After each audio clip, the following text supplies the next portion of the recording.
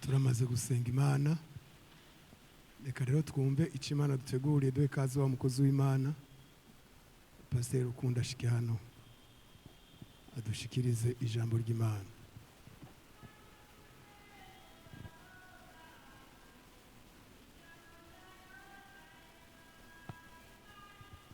Imana ivuze ngo baho ijambo ryayo rirarema. Yesu ashimwe. Kurora ibiganza tugumbirane kandi mu izina rya Yesu. Twebwe turashima Imana kandi turashimiye n'inama nkuru yaturungitse hano kugira ngo tube turakumburukanira mu ijambo ry'Imana. Imana ihabwe icubahiro. Iyo hari uruhimbi rero izi nyigisho nkuko twatanguye ku munsi wa kane tubivuga, ni inyigisho zo gukuza ishengero, si insiguro. Insiguro n'inyigisho biratandukanye. Insiguro mu gifaransa bavuga ngo ni evangelisation, kuvuga ibyiza bya Yesu. Ariko inyigisho bitandukanira rero ni ukukwigisha ingene umukirisitu abaho. Gukizwa biroroshe burya, ni ukwatura Yesu akinjira muri wewe. Mugabo ubuzima bw'agakiza buragoye. Abantu benshi binjira mu ishengero ukamenga azokwinjira kwa Mungu akubita ikimenyetso ngo ndi umukizwa, ntigikunda. Abantu benshi baba mu ishengero batazi iyo biva niyo bija, kandi akaza mu ishengero nkuko yoja gutembera ku kabare. Ikibyerekana muze muraba abantu bazi gusoma no kwandika muri mwebwe ni bande? Abazi gusoma no kwandika tukorone murantunga no kugira ntimusinzire. None ikare nufisi iri he? Iyo ugiye mu nama y'umugambwe, mu nama y'akazi, nta kare nugira. No mu kinama nta bize bahari. Abafise amadiplome murangereka gakarine mwandikamwe ijambo ryagufashije, tiri jambo ryaramfashije, ngiye mu masengesho nzogira meditation. Ico cerekana rero yuko wewe uri umunyedini, ntiwandika, nta n'ijambo rigufasha. Dusome ubutumwa bwiza uko bwanditswe na Luka igice 8 n'umurongo wa 43. Ubutumwa bwiza bwa Yesu Kristo uko bwanditswe na Luka 8:43 bavuga ngo umugore arwaye kuguma ava amaraso yarabimaranye imyaka 12, yamariye utwiye twose ku bavuzi adutangamo ingemu, ntihagira ushobora kumukiza. Amuturuka inyuma akora ku buyonga bw'impuzu yiwe, ako kanya umugende w'amaraso urakama. Yesu arabaza ati ninda nkozeko? Bose bahakanye. Petero n'abari kumwe nawe baramwishura bati erega mwigisha, ni ishengero rigukikije rikubanda. Yesu arababwira ati hari unkozeko kuko numvise ubushobozi bumvuyemwo. Wa mugore abonye yuko atayoberanye azahinda agashitsi, amikubita imbere, amubwirira mu maso y'abantu bose icyatumye amukorako nuko akiza uwo mwanya.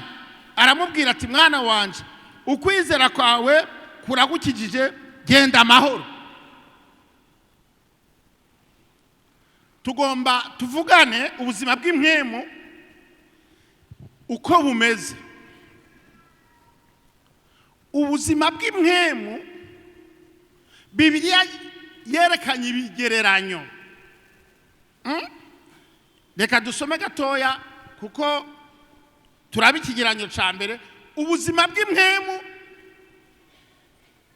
ushobora kugira inkomezi mu mpwemu canke ugacika intege zikakuvamwo. Uyu yari Yesu yari karagenda ngo ishengerera mu banda. Mu bantu benshi havamo umufasoni aravuga ati jewe, arabyiyumvira mu mutima ti none ko bandi bariko baramusaba service, haraba kwa Yayiro ngo umukuru w'isinagogi ngo yararwaje umwana, ngo aramubwira ati inguje kunyiriza umwana, ati aha je nanuza kundaba ndi umufasoni, kandi abafasoni mu Bayuda nta jambo bari bafise. Ati jewe yigira inama mu mutima ati none ko yari konzi ko ari umuntu w'Imana kandi ni mutuzi wezokora hajya, ati hajya mukoze ko je sinokira. Ngo aragenda aritonda buhoro buhoro, aramufata ati nagufashe. Amen. Ati nagufashe. Ati sawa ko nagugumije rero, ati ntaco genda. Wagiye kumva yumva umugende w'amaraso rahagaze. Yesu ati ninde nkozeko. Petero atari kuwibaza aragukora ko bose niho, ati si bose bariko barankorako, hari umuntu nkozeko kuko numvise ibintu bivuye muri jewe. None ndi yari Yesu, nitugigirenge mu ca Yesu ibintu vyamuvamo turaza kubiranga. Yarazi ko ubushobozi bumuheramwo, ubushobozi buraguheramwo. Turaza kuraba ibintu bikumaramo inkomezi n'ingene ushobora kongera kuronka inkomezi. Dusome icyete cya mbere cy'Abikorino, andika 3 umurongo wa 6, twasome gato. Ni ahantu umukozi w'Imana Paulo yereka arashingira n'Abikorino, arababwira, duhere ku murongo wa 5. None Paulo ni iki kandi Paulo ni iki? Mbega si abakozi batumye mwizera Imana nk'uko Imana yahaye umuntu wese? Ni jewe nateye imbuto, Apolo arazivomera, ariko Imana niyo yazikujije. Nuko uzitera ntacyo amaze, cyangwa uzivomera atari Imana ikuza. Uzitera n'uzivomera ni bamwe, ariko umuntu wese azogirirwa nk'uko yakoze igikorwa ciwe. Kuko Imana ariyo dukorana, namwe muri umurima w'Imana, muri inzu yubakwa n'Imana. Uko murabyumva? Aha turiko turavomera, hari abateragiye imbuto. Uwateye imbuto, Bibiliya ivuga ko agakiza umuntu yakubwiye ubutumwa bwa mbere, ukabwumva ijambo ryagufasha rya mbere, rijya jambo niyo ryabaye imbuto. Umuntu akijijwe bwa mbere. Aha hejuru twariko turayaga muri sare, umuntu yambajije ikibazo kare, atariko Pasteur n'ubu sindatahura neza. None umuntu abwirwa n'iki ko yakijijwe? Ariko arayimbaza ati none ko hari ijwi ry'umuntu mu gifaransa cyo bita conscience, hakabaho ijwi ry'abadayimoni, amajwi aba mu mitwe y'abantu, ati hakabona ijwi ry'Imana. None umuntu abwirwa n'iki ko yakijijwe Pasteur? Nanje namubajije, wewe kubona iyi ntebe itukura ubibwirwa n'iki? Iyi ntebe isa gutarambwa ati iratukura, nanje mbona ko itukura, tubibwirwa n'iki? Ufise amaso yawe, nanje mfise amaso gwanje, twese turaraba tukabona yuko itukura. Ni convention, ni ibintu bumvikanyeko. Mugabo hari ikintu gituma kiri muri rijisho ryanje, gituma Imana yadushizemo duhuriza ko gitukura. Imbuto y'agakiza imeze gute rero? Gukizwa nuko kwakira ijambo. Iyo wakiriye ijambo nk'umurima, habaho imbuto ikwinjira. Umunsi yakwinjiye utangura kurira. Ni bimwe twavuze, tabana babakizwa bavukira mu nzu z'abakizwa. Hari igihe abo munyedini agakura akavuga ati je sinwa inzoga, sisambana, mugabo ari umunyedini. Gukizwa ni igikorwa cy'igitangaza gikoreka, ni igitangaza. Umuntu akumva ijwi, akumva ubutumwa bwiza, ijambo rikamucumita mu mutima, agacaho umuka ikintu kimeze nk'igihuzu uri mu nzu y'abakijijwe uca ukutangura kurira ukararurira ati yo ukamenga ati none je nahora mbahe none je nari mwishengero hari igihe umuntu akizwa ari umupastori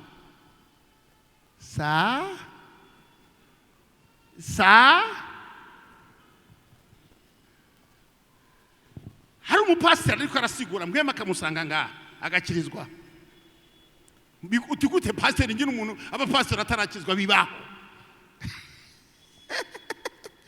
gukizwa rero si kuba mu idini ni uguhura mu gifaransa rencontre personnelle avec Jésus mukarabana macho kwa macho mukabonana none Sawuli ntiyari mu idini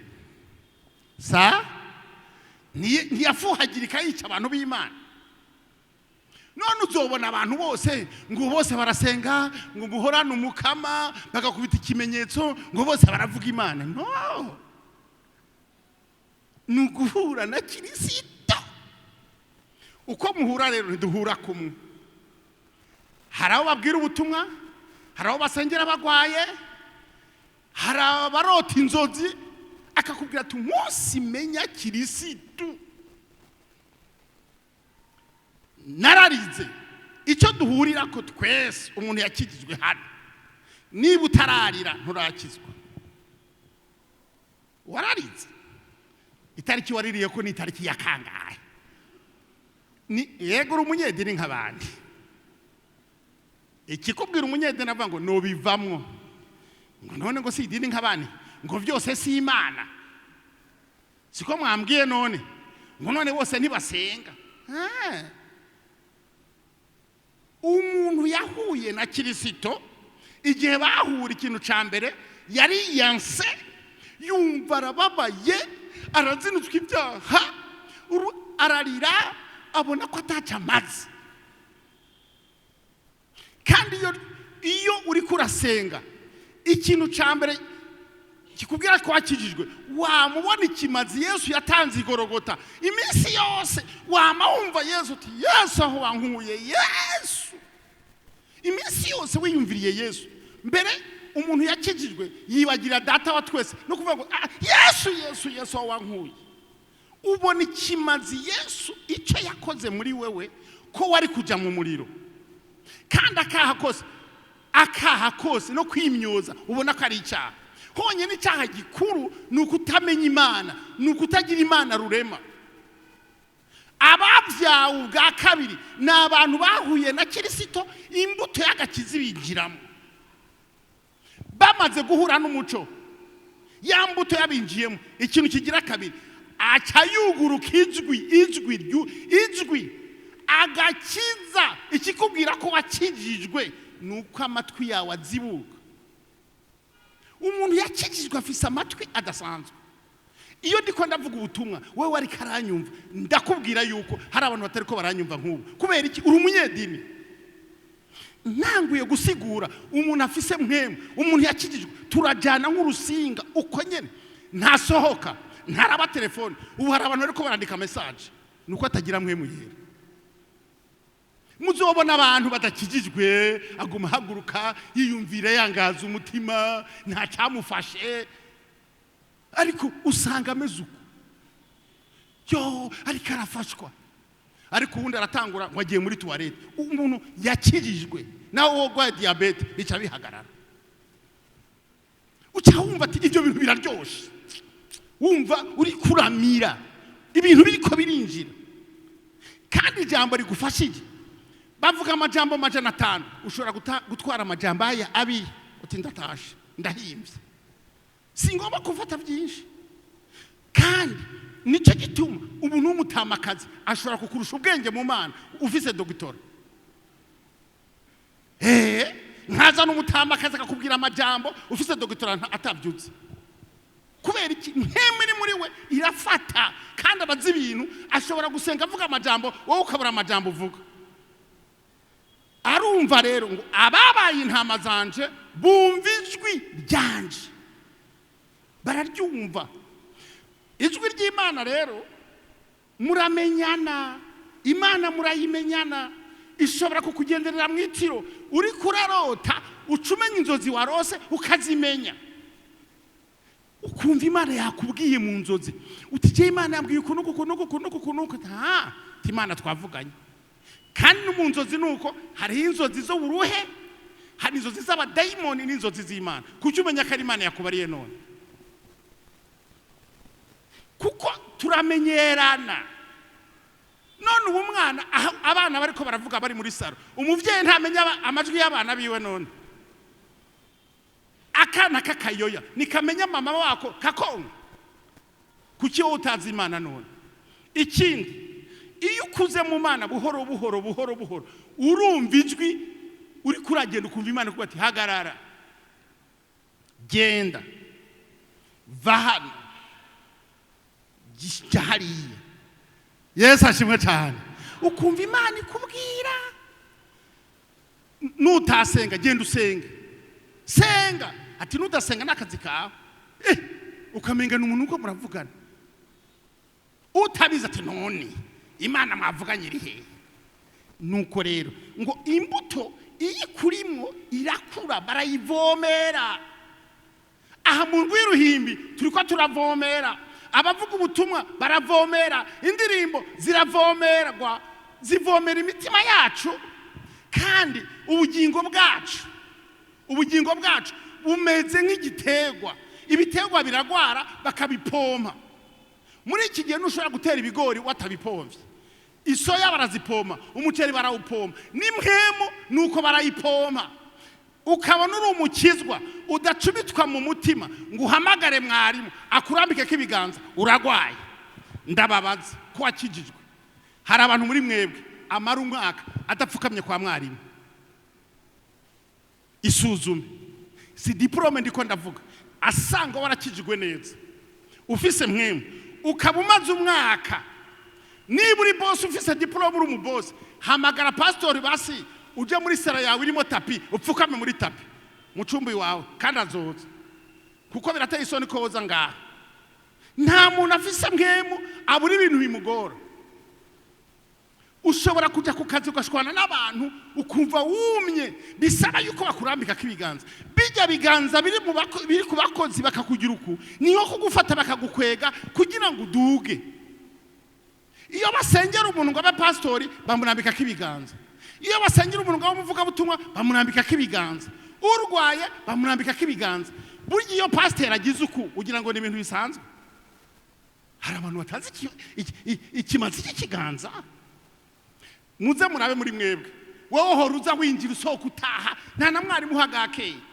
none ubwo wovuga ko ukijijwe gute nta n'umunsi ibintu bikugora wumve ko bagusengera wumve ko ari cyo hinduka ni muzi ko mu biganza hari imiti none ibyakunaniye bagusengeye kabiri gatatu sikurya n'amani yavuze ngo none jewe noja muri Yorodani ngo nkibira ibiheta ngabandwi ngo none amazi yo muri Yorodani ngo arutava ngo ayiwacu ngo Damasiko none ko yabicengereye ntiyagiye muri Yorodani akibira ibiheta ngabandwi agaca yera si ikimenyetso cyo kwiha turiko turavugana rero ubuzima bw'impemu umuntu w'impemu amenya yuko hari igihe akenera vitamine zimukuza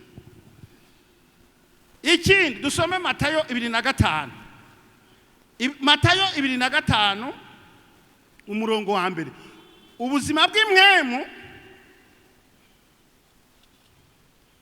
umurongo wa mbere icyo gihe ubwami bwo mu ijuru buzosa n'inkumi 10 zajanye amatara yazo jiza gusanganira umukwe batanu muri bo bibijuju na batanu abandi batanu bari abanyabwenge kuko vya bijuju mu kujana amatara yavyo bitajyananye n'amavuta ariko abanyabwenge bobo bajyananye n'amavuta mu macupa yabo hamwe n'amatara yabo umukwe agitebaganye bose barahunyiza barasinzira mu gice kumvikana urwamo ngo nguyu umukwe araze nimusohoke mu musanganire buno za nkumi zose zirazanzamuka zitunganya amatara yazo vya bijuju bibwira abanyabwenge biti nimuduhe se ku mavuta yanyu kuko amatara yacu ariko arazima ariko abanyabwenge barabishura bati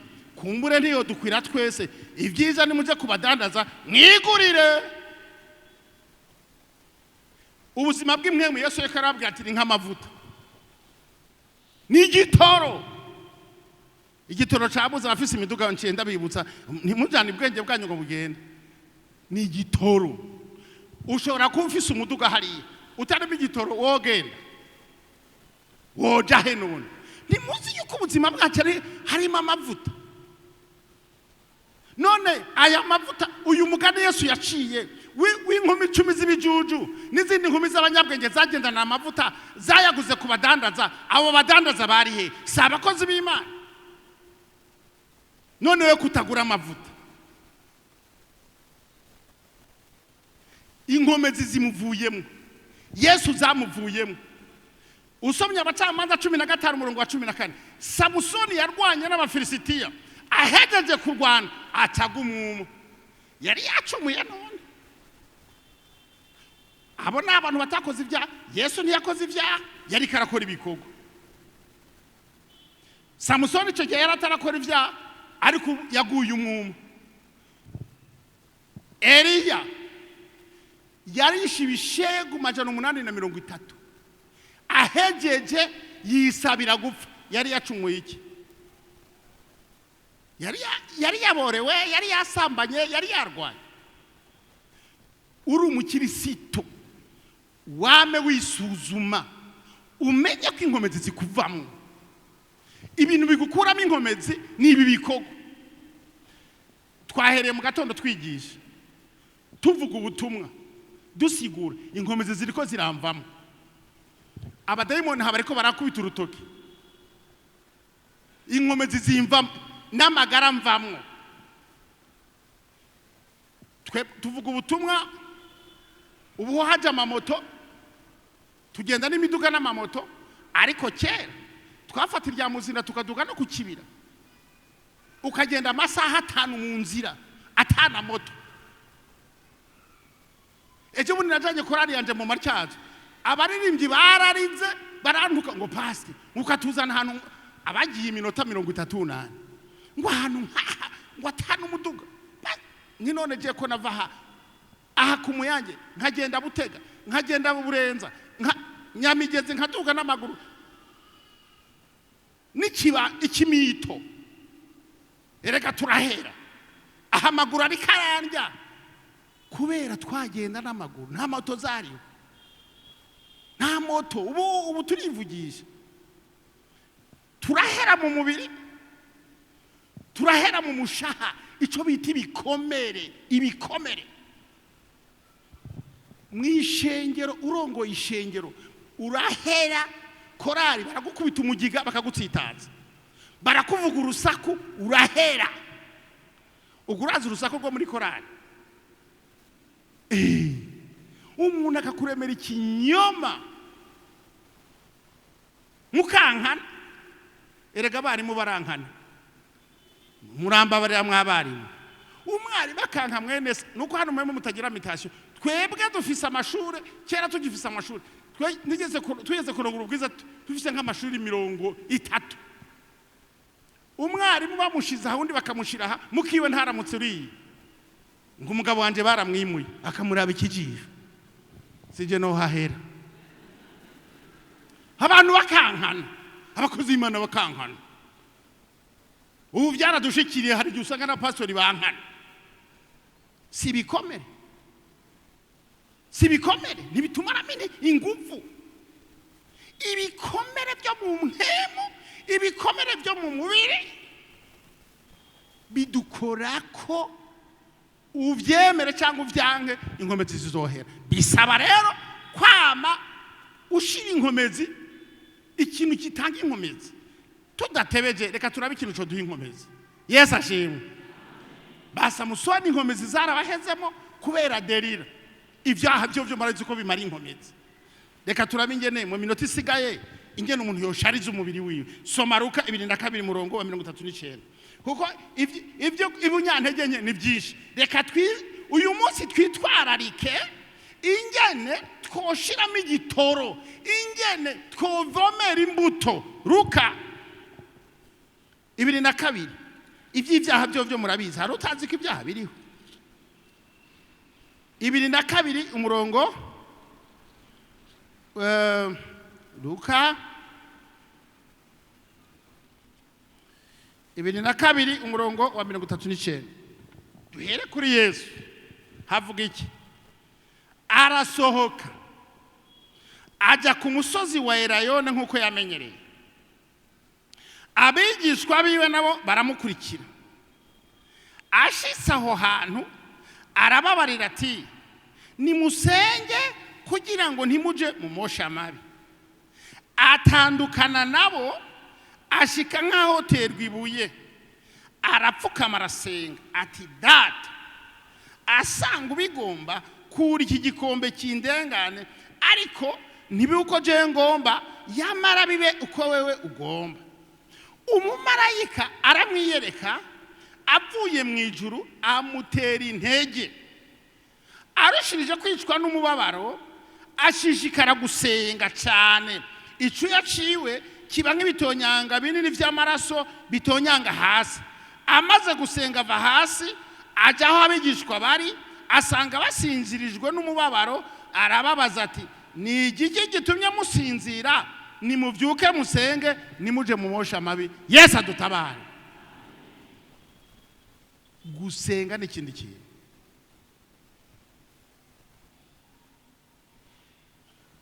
Ingabire dufise iruta ingabire zose ni ingabire yo gusenga. Gusenga ni iki? Gusenga si imvugo nziza, oh mana turagushimiye. Gusenga ni intuntu ugira mu mutima. Ana wewe ngo yarasenga ngo kubera umubabaro wa Penina, ngo ntiyakura no kumunwa, ngo yakomama iminwa ngo ati, mufaso waborewe. Ati, oya Pasteur, sinaborewe.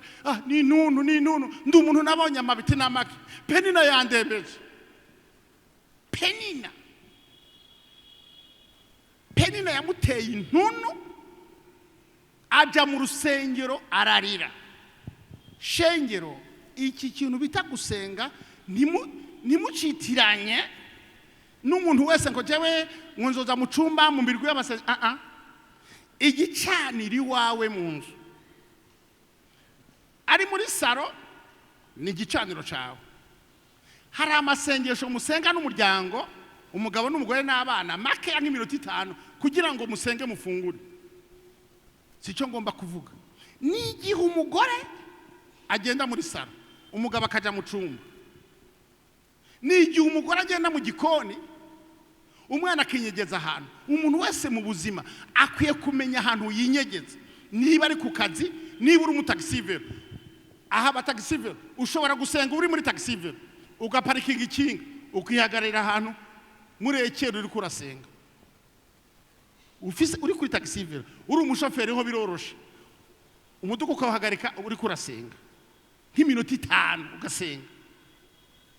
Ushobora gusenga uri umusirikare ufise ingohuku, uri kuri garide ugasenga, uri kumwe n'abandi ugahagaruka ugasenga.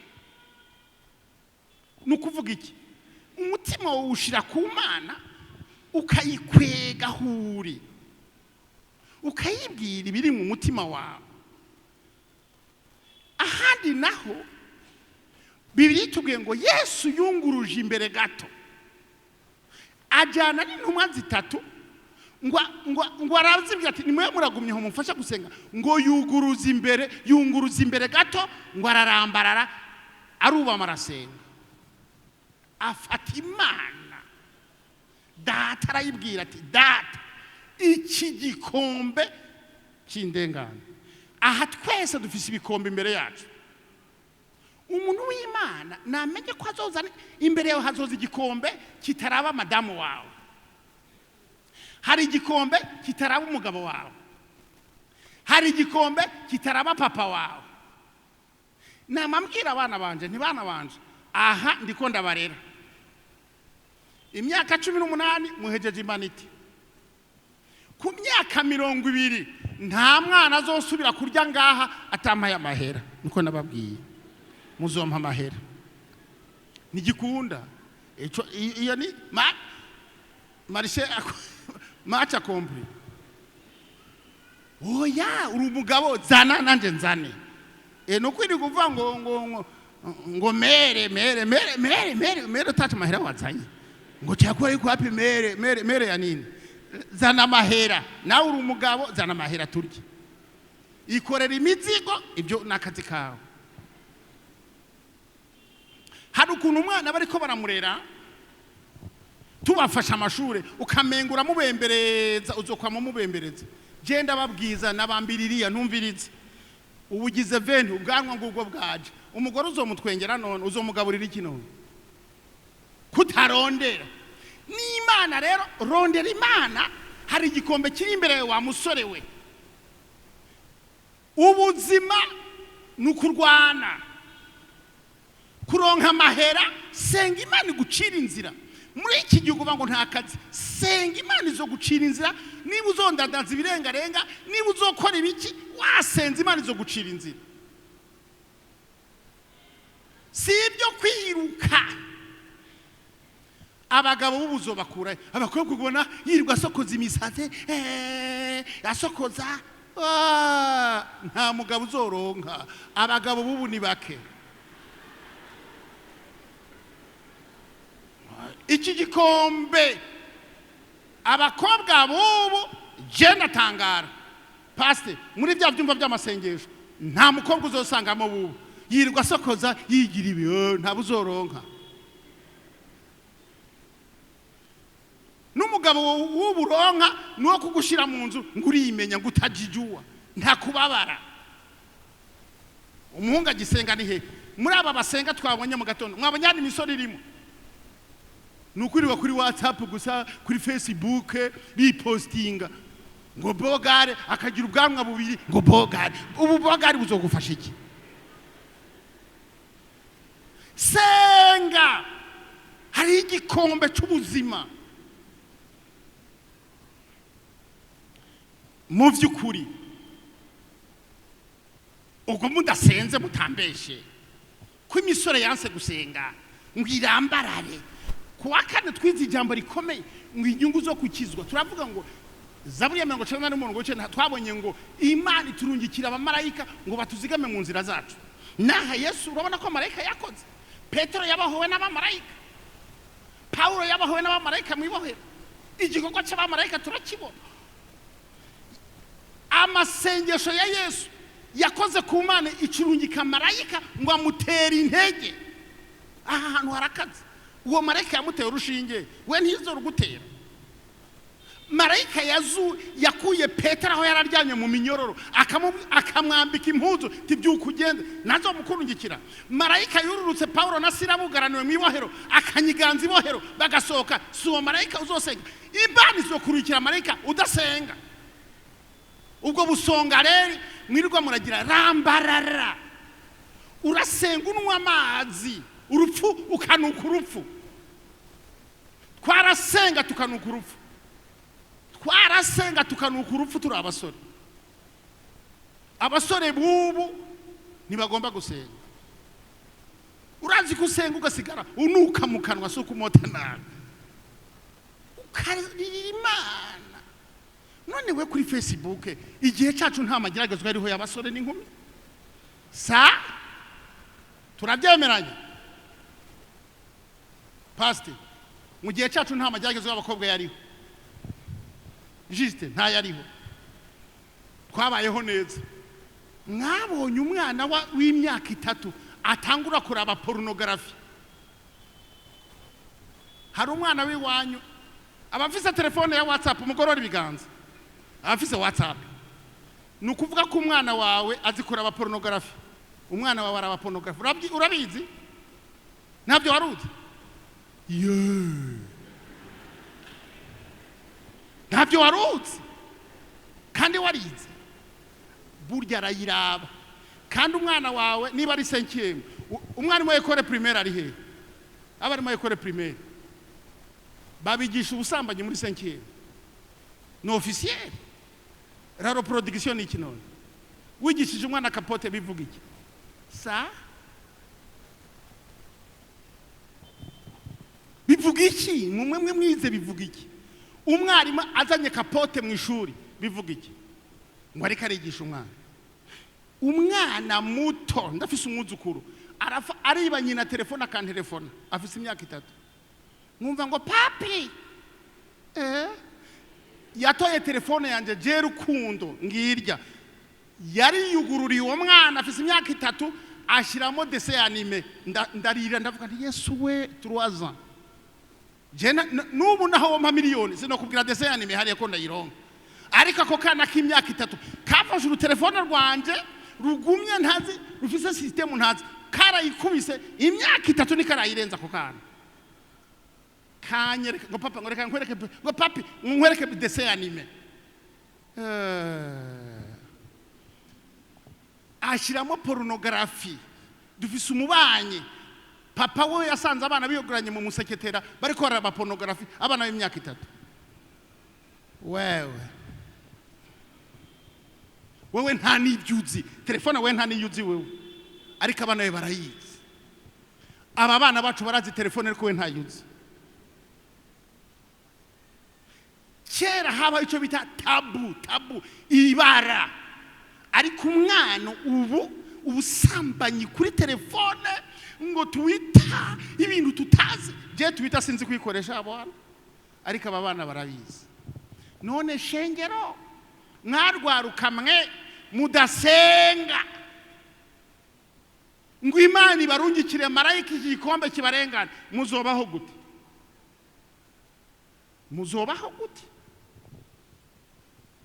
mbwira mu mutwe w'umwana w'umukobwa yarabye pornography umutwe w'umwana w'umusore arimo pornography azokizwa nande ubu butumwa ndiko ndavuga bwo gukiza ryama gira iminsi yo kuryama ryama naho bitaza fata uvuga uti je mfase ingingo nzomara iminsi 3 niba ufise ubwoba tanga urunwa amazi basi niba ufise ubwoba ryo turengarenga basi rambarara mwige kurambarara basi kandi kurambarara si iby'abana gusa ni iby'abagabo ni iby'abaki ni iby'abagabo n'abagore ubu muraza amanyanga asigari mu bagore ubu ngubu amanyanga umugore arubahuka agata umugabo wiwe abonye uwundi afise amahera kandi nagenda aguma akina agakino ha mu gisagara nibyo murimo agakino gusa kubera uburoho bw'amahera daimoni yatama niyo yuzuye ubu abonye bagize amashono nawe acatimamuka tama wa mugabo kumusengera umugore wawe uwundi nawe sengera abagabo bose sinzi sinaco novuga yirirwa ndiko ndarondera ubuzima ayirwa yiruka ararondera ubuzima kaza yasanzaye agaca aryama kweri yaburondeye murundi yabazaniye none wa mugore we nawe uronse rasiyo umaze guhimba rero ugacugara kukirinda cinyama ntusengera umugabo rindira bazomuyora bamugutwara nawe uri kukirinda cinyama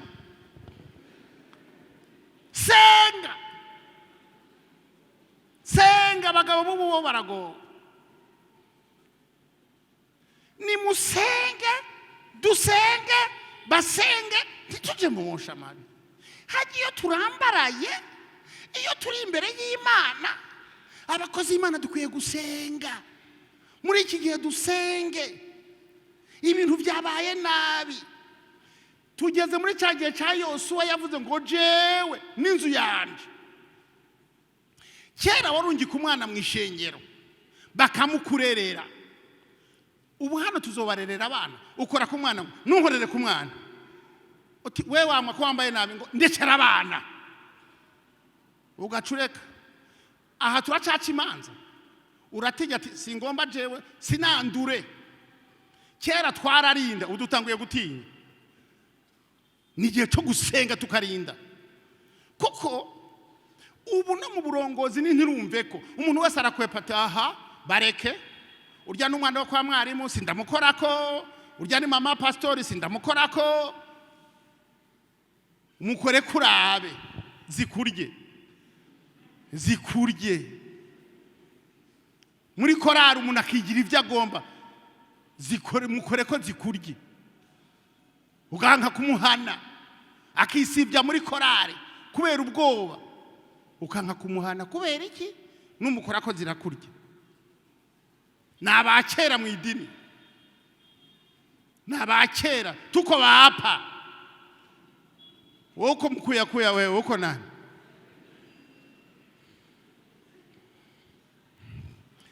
Dusenge ntituje mu mosha mali. Ikindi dusome Matayo 4, ahandi inkomezi ziva mu kurambarara. Matayo 4 umurongo wa 4. Matayo 4 umurongo wa 4 havuga ngo aramwishura gatatu umugerageza ahari ati niwabura umwana w'Imana bwira yamubura acika imitsima. Aramwishura ati byanditswe ngo umuntu ntatungwa n'umutsima gusa ariko atungwa n'ijambo ryose riva mu kanwa k'iki k'Imana. Gutungwa n'ijambo, umuntu ntatungwa n'indya gusa ariko atungwa n'ijambo. Ijambo rituma umuntu agira ingufu zikari kumusubizamo inkomezi. Si ijambo, si Bibiliya. Bibiliya, iri jambo bavuga Bibiliya si ukuvuga ngo urafashe Bibiliya gusa. Ni ijambo mu kigiriki gita rema. Hari logos. Logos ni ukuvuga ni ibi byanditswe ni logos. Ariko rema ni igihe usoma ijambo ry'Imana, Imana igacikubwirira muri uryo jambo rikagukora ku mutima ukumva ati uwo ni jewe Mana, ndagushima Mana. Uburonse rema yawe. Ijambo rizokuza ko gute? Mutaja mu gicaniro n'igitaramo. Shengero ni korale twamanye rero. Korali zotera imbere gute? Ego muri abakozi ba leta turi mu mutekano ntangere, naho mwokora igiteramo mugakesha. Iyo abantu bariko barakesha bicaye barahana ijambo bagashingiranira intahe, umwe akavuga icyo Imana yamufashije akumva icyo mwe yari yamuhaye, mugatera amakorasi ukumva ijambo umuntu ashinze intahe rya jambo ngo ugaca wumva ati Mana ndagushimiye amina. None ijambo rizogusanga he? Bibiliya uzoyisanga he? Imana yatugiriye neza mu matelefone yacu hari ama YouTube. Zirya YouTube zirafise ikimazi. Jeyo mbonye umusiguza asigura neza ndungikira abana banje, ntumviriza uyu muntu avuze amajambo meza nabo bakandungikira. Burya YouTube n'aya majambo twumva no mu butumwa bwa Nehema TV burafasha.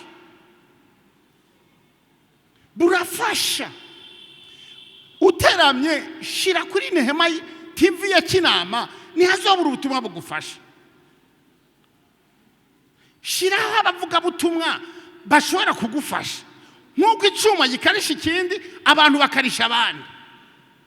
None gashengero ry'Imana ko tutagiterama ngo twumve ijambo ry'Imana naho turyumva kutandika icyagufashije. Ubu dusohotse wo babaza ati icyagufashije ni giki? Ngo byari biryoshe. None wumva wariye. Iyo umuntu ariye agira ijambo agumya. Ijambo rigufasha niri? Yesu adutabara. Ijambo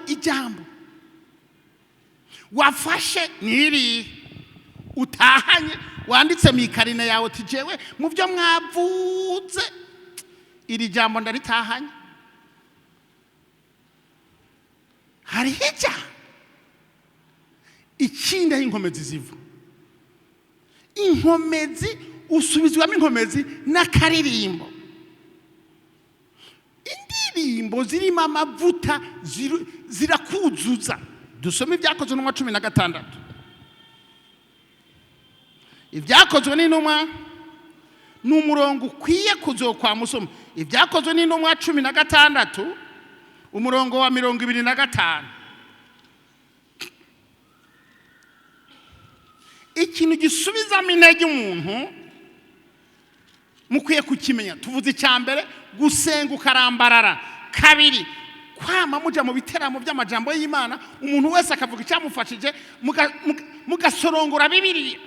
Icya gatatu mwumve, maze nko mu gicugu Paulo na Sila bariko barasenga baririmbira Imana, izindi mbohe zibumva, isira ikiranyiganyiga cyane giturumbuka, bituma umushinge w'inzu w'ibohero unyiganyiga.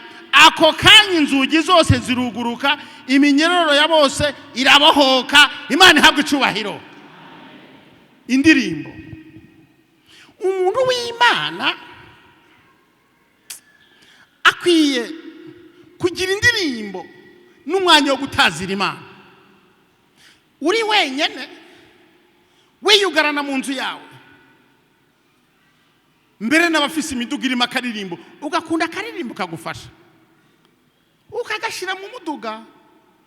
Burya indirimbo zirukana ibisigo, zirukana intege nke, ukamenya kuririmba kandi nturirimba wihuta, ukaguma hahandi ukabanza ugahishisha iyo ndirimbo.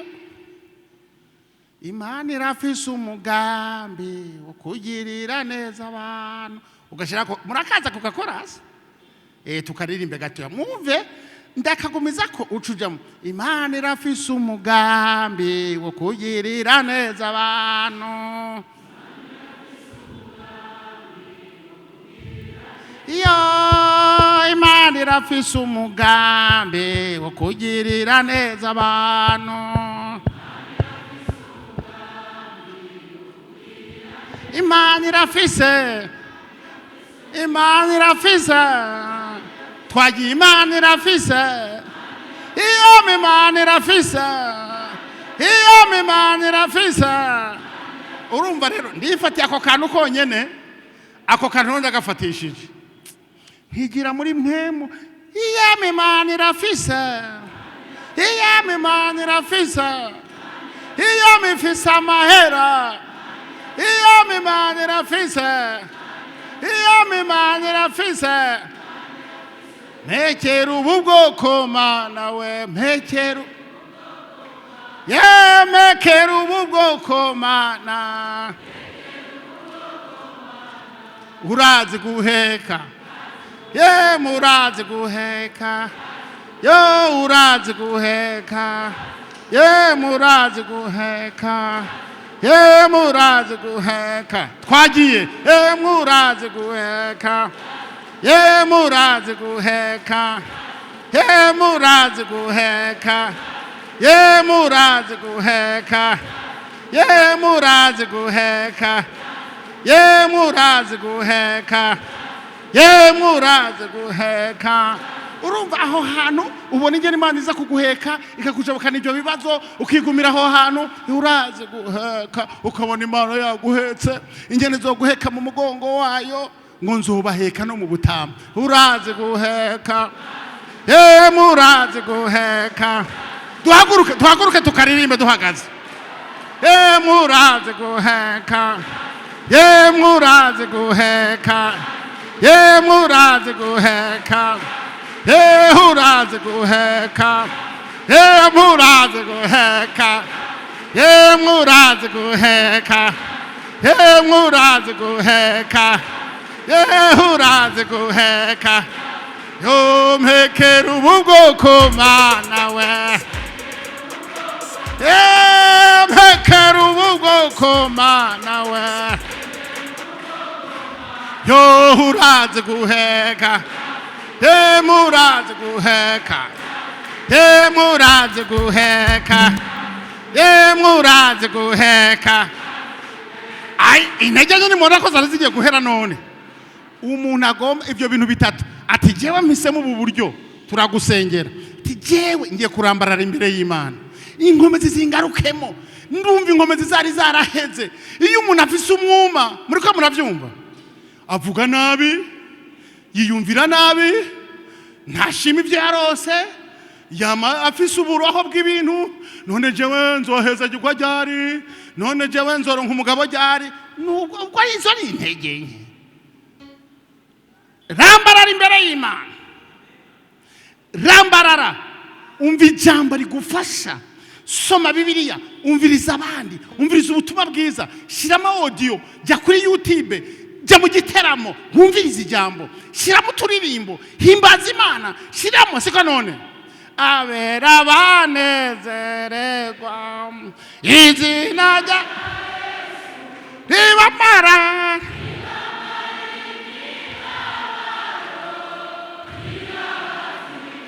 rirabatinyura, rirabatinyura, rirabatinyura, rirabatinyura, rirabatinyura, oh rirabatinyura, yo rirabatinyura, yo rirabatinyura, yo rirabatinyura, yo rirabatinyura, rirabatinyura, oh rirabatinyura, oh rirabatinyura, oh rirabatinyura, yo rirabatinyura, oh rirabatinyura, oh rirabatinyura, oh rirabatinyura, oh rirabatinyura, oh rirabatinyura, oh rirabatinyura. Uburyo tugomba dusengera umuntu ashika imbere ati jewe ngomba Imana inyambika inkomezi. Inkomezi zari zarampezemo, hari ibintu byankozeko, Delila yankozeko, hari ibintu narabye byankuyemo inkomezi. Kaze tugusengere mu izina rya Yesu. Abatama mwicare, ntimushikije kwa muhagaze, abumva bibagoye mwicare, ariko umuntu avuga ati jewe ndagomba Imana ibihe byo kurambarara imbere y'Imana, ibihe byo kurambarara imbere y'Imana, ibihe byo gusaba abamarayika bakadutabara, ibihe byo kuririmbira Imana, Imana ikongera ikwambike. Kuko iyo uri imbere y'Imana hari ibintu igushiramo, nta kindi cyo gutabara, nta kindi cyo gukura muri ibyo bintu atari ibihe byo kurambarara imbere y'Imana. Kandi kurambarara imbere y'Imana si amajambo menshi, uzoryama tu nawe uzobura amasengesho, rambarara ubwo uti Yesu gira icyo unkoreye, nkura ahantu, nta kindi cyo gukiza.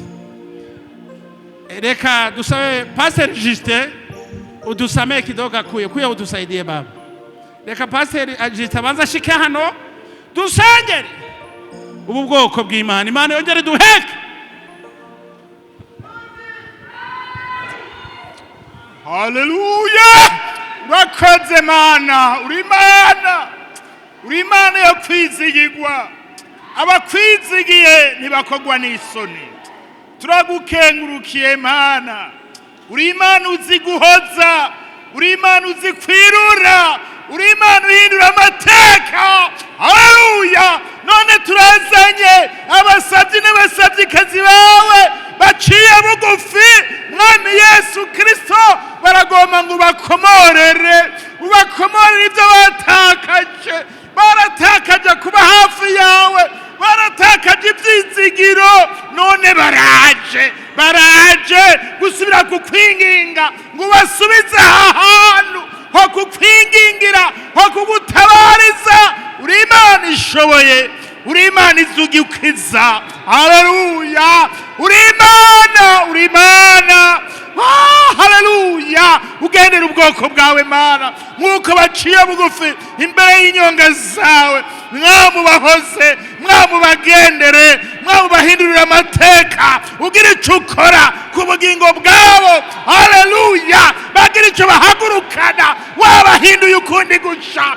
Haleluya! urakoze Mana, urakoze, urakoze. ubaharire, ubagirire imbabazi aho babyanjanjwe ko Mana, aho babyisi bisanzwe. Mwami Yesu Kristo, wongera ubakomorere umwete wo kuronderana Imana, umwete. Haleluya! kumva ko hariho ibyizigiro muri wowe, hariho gutabagwa. abagiye bagutabaza, waragiye ubatabara, watabariye Shadraka na Meshaki mwiriye igihe bwagwabo mwitanura ry'umuriro.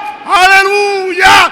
uri Imana, uri Imana, uri Imana ishoboye, uri Imana uzi gukiza, uri Imana uzi gutabara. turabasengeye mu izina rya Yesu Kristo ngo bagire intambwe Mana yo kukwegera no kukuba hafi no guharanira ibyo bashizwe imbere. Haleluya! bareke gutakaza ibyo bari warabateguriye Mana. buri wese amenye ko afite uburenganzira kuza imbere yawe. Haleluya! agasuka amarira yiwe imbere y'inyonga zawe. mwongere mwiza, mutabazi wacu mwiza, ni wowe duhanze amaso. turabagushikirije, ubatunganye ukundi gusha, ubahingure Mana. baba bahinguritse, haleluya, batwara uwo muriro hariya mu miryango, hariya mu biro, hariya abakorera. umwe wese ahaba Mana agende yahindura ubuzima. urakoze kumvise ugusenga kwabo n'ukwingira kwabo, ubatunganye ukundi gusha. tubasengeye mu izina rya Yesu Kristo umwami wacu, amen.